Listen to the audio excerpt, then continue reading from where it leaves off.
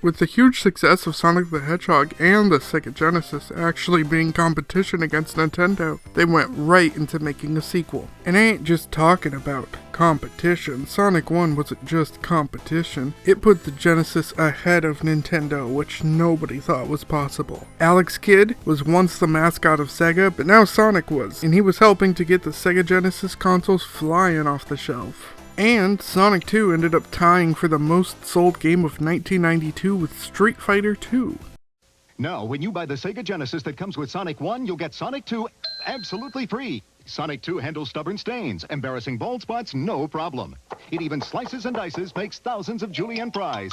But wait, you can play it too. This free Sonic 2 is a $54.99 value. You get 2 Sonics for the price of 1. Sonic 2 fits easily into any tackle box. Made from a space-age polymer plastic for years of family fun. And pets love it too. Buy the Sega Genesis that comes with Sonic 1 and get Sonic 2 free. Act now. Wiener Dog Sweater sold separately. Now again, before jumping into the game, let's look at the story once again. We got the Japanese version first, and again I found a translation online. So Sonic was just going through doing his adventures when he happened to spot West Side Island. He's like, oh, that looks like a good place to nap, so he flies his plane, the Tornado, down. Now I always thought the Tornado was Tails' plane, because it's always Tails who drives it, but apparently it's Sonic's first. Personally, I guess I'm okay with that, but I think it makes more sense for it to be Tails' plane. However, I guess Sonic does need a way to get from island to island, so I guess it makes sense. So anyway, there once was a mysterious stone on the island that the people used to their benefit to help grow their civilization.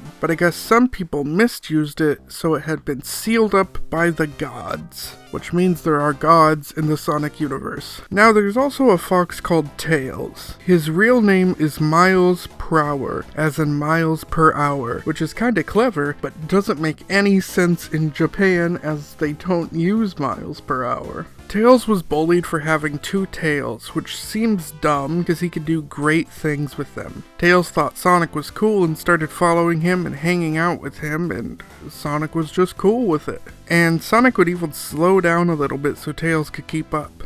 Suddenly, some explosions are going off on the island, and Sonic immediately thinks it's Eggman, which apparently it is. Eggman followed Sonic here, because apparently the Chaos Emeralds are here, which brings up questions. Are there far more than 7 Chaos Emeralds, or do they just teleport after use? I don't actually know for sure, and both kind of work for me. I think I'm gonna go with there's more than 7, but that they are rare. Also, Eggman has a giant space weapon known as the Death Egg, and it is a total ripoff of the Death Star. But he needs these Chaos Emeralds to power it. Now, according to this, Tails is 8 years old. I kind of ignore ages in Sonic because otherwise some things get weird, but I do generally accept that Tails is far younger than Sonic. He admires Sonic and he is very good mechanically and loves to tinker. He can also drive and pilot well. Things that confuse me though is he loves Christmas and mint candy, because this never comes up again as far as I know.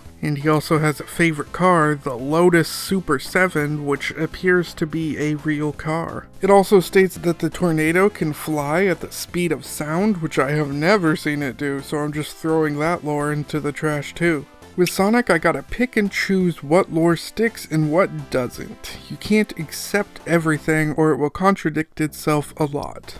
Sonic 2's manual, like Sonic 1, also has some crazy talk on it. Don't just sit there and waste your precious time. When you want to do something, do it right away. Do it when you can.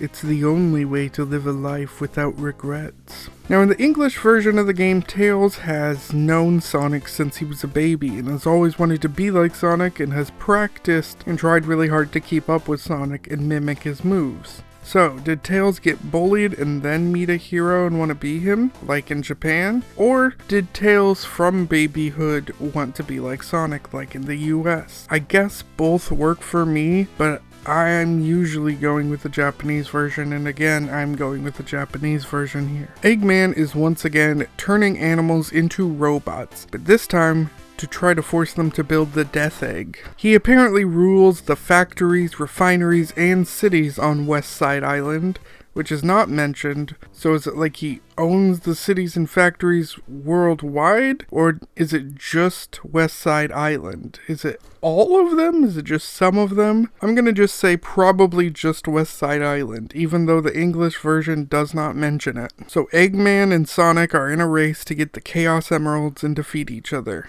Okay, now we're ready for the game.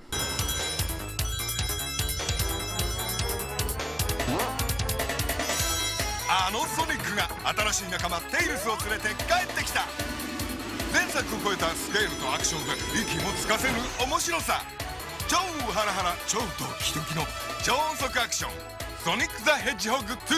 Our first zone is Emerald Hill Zone. This is very similar to Green Hill Zone, both in looks and in terms of being a very fast-paced level. That is if you aren't grinding it out for the Chaos Emeralds. See, in this game you gotta collect 50 coins and then touch a checkpoint, and that will take you to the special stage where you can collect the emeralds. And you only need 7. That being said, it's harder than it sounds. Fortunately, I'm playing the Origins version and the special stage looks so much better here than it did on the original Genesis hardware. It was always a bit laggy there, but this is really cool and is pretty close to a 3D Sonic. Now again, I didn't get all the emeralds because I have not mastered Sonic 2, but I still beat the game, and I'll tell you about the emeralds later as they actually do something in this version, unlike in Sonic 1. Something else you may notice is Tails. He follows you as Sonic in this game, and he is helpful in normal stages but a hindrance in special stages. The second controller can actually play as Tails. Now the camera stays with Sonic, but you can give Tails to a younger sibling and then run so fast that they fly off screen. It is helpful for boss battles though, as Tails just regenerates and never dies, but it is for sure not needed.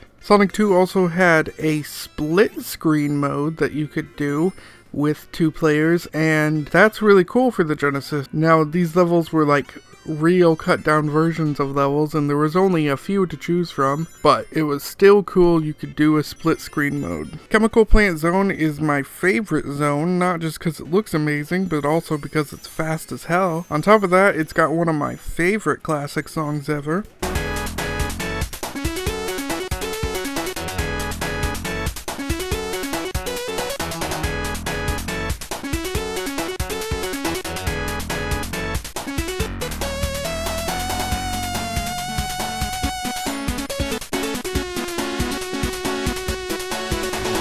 Now the second act of it deals with some water shit, which I never liked, but it ain't that long and it ain't that bad. Aquatic Ruin Zone, I zipped through this so fast it's hard to even form opinions on, but I guess I liked it, and I liked the boss too, it was kind of fun. Casino Night Zone is great. It's the pinballish level of Sonic 2, with not just pinball mechanics, but with also slot machine mechanics. Which makes even more sense, as Sega had done business with Sammy Corporation on pachinko machines. But anyway, this is a good stage, and I like it, and it is a stage that's not just pinball, not just casino, but it has elements of all of that while actually being a stage. Next is the Hilltop Zone. This is their Marble Palace Zone, but a lot better.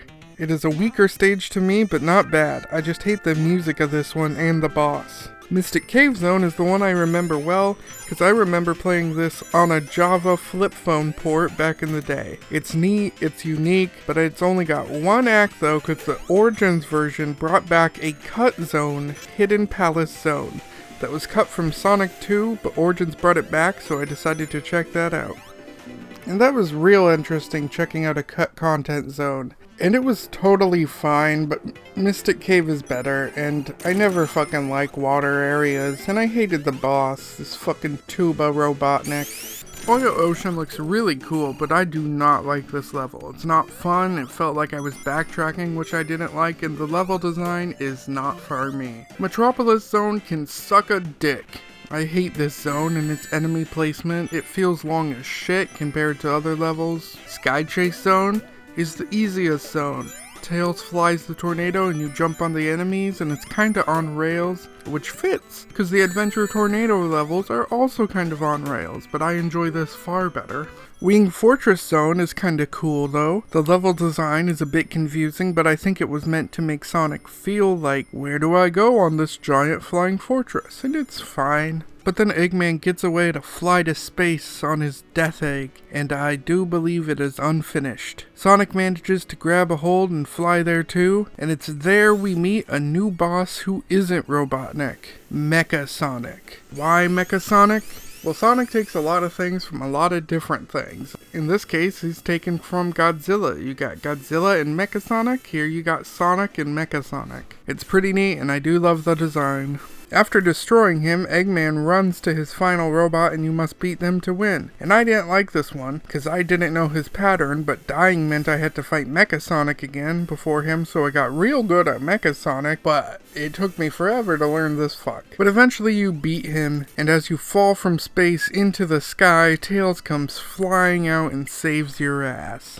Now, while I do like this ending because it shows Tails is a worthwhile companion, there is another ending that I believe to be the canon ending. If you can get all the Chaos Emeralds, which I did not do, you can turn into Super Sonic, which is for sure ripping off Dragon Ball Z. But Super Sonic is far more powerful and you can turn into him as long as you have 50 rings. It's pretty neat. Now, the only difference in this ending is Sonic becomes Super Sonic, so he doesn't need Tails to save him. He just flies down himself with the death egg exploding and Tails flies next to him, ready to rescue Sonic if he had needed it. Overall, Sonic 2 is a good game. I think it's far better than the first one, and it was the first Sonic game I ever owned as a kid.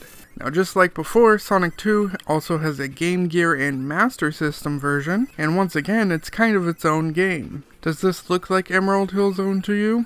That's 'cause it's not. And while it looks and sounds and plays worse than its 16-bit counterpart, I honestly didn't hate it. It felt better than the first 8-bit game in my opinion. We also had the unreleased Sega Sonic Bros, a puzzle game with multicolored Sonics. The UFO Sega Sonic Claw Machine, which held adorable Sonic plushies. A Sonic board game by Milton Bradley, which feels like a weird thing because Sonic's about speed and board games are not.